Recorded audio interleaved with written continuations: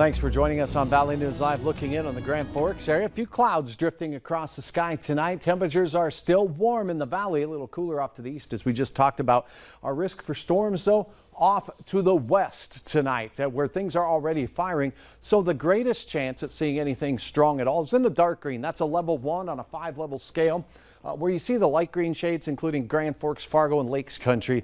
These are just garden variety thunder showers that are expected as we head into the evening hours tonight, or overnight hours for some of us.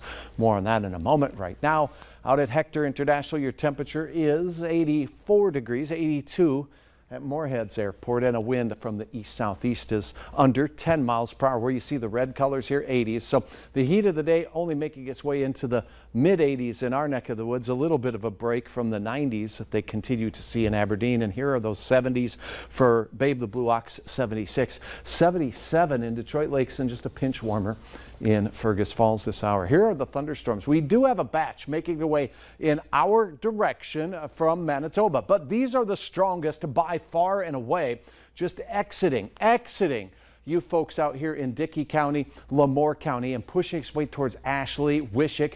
These storms having hail that's exceeded 1 inch in diameter and skirting toward the South Dakota border. And here's what's heading towards Willette now, some pinks in there. This storm capable of some sizable hail that could be upwards of nickel in diameter at this time, maybe even a little bit larger here on that last scan with a couple more pink cells there. Gusty winds and hail will be our main risk tonight. So we have this batch moving toward the Devil's Lake Basin to watch, stuff moving out of the central Dakotas to watch, but it's going to be a later start as we've become accustomed to for the last 2 weeks. Evening thunderstorms here in eastern North Dakota, western Minnesota. We get an evening break, but it doesn't last forever. We'll have a chance at those strong storms making their way through, then fizzling out after 10 o'clock. The risk for severe in our area just simply is not too good. Overnight, we'll see fog settling in our western counties as the storms exit. And most of us will see the strength of the storms decrease after 10 o'clock tonight. Morning showers possible east, temperatures in the 60s for all of us. And that's the facts in your Friday. Oh, but there's this. It's the way cool front I was talking about, coming out of Canada, diving out of Manitoba, and it's going to kick off a couple of thunderstorms, nothing widespread, and the risk of severe even lower than we've seen the last few days. What you're going to notice as we go through the morning hours, a pretty good day, a nice warm day down south with a good shot at near 80-degree readings. Then the cool pool makes its way through. How will you know when the cool pool is in your neighborhood?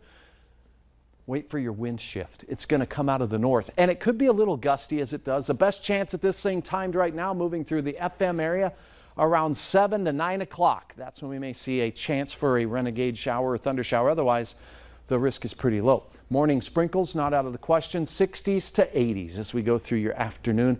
Then the cool front starts to push in. The wind becomes northerly after 8. Hometown forecast, a lot of upper 70s to near 80, 85 here in Fargo. And wow, beautiful color here at Lake Melissa. Julia, thanks for sharing. The dragonfly in there too, kind of just nestling in on that flower. Here's your planning forecast as we go through the next few days. The cool pool is going to be providing us with a beautiful weekend and comfortable temperatures. Then the heat is on Monday, Tuesday, Wednesday, Thursday, near 90 to 95 degrees. Then a chance of storms returns late Thursday into Friday, and that'll cool us off a bit. It's more like a slightly less warm pool. Yeah, that's right. It's not getting icy out there. No, I hesitated calling it a cold front. Thanks, Ash. Yeah. Later on Valley News Live at 6. Numbers show North Dakota is the #1 state for renters, where renters are saying not so much.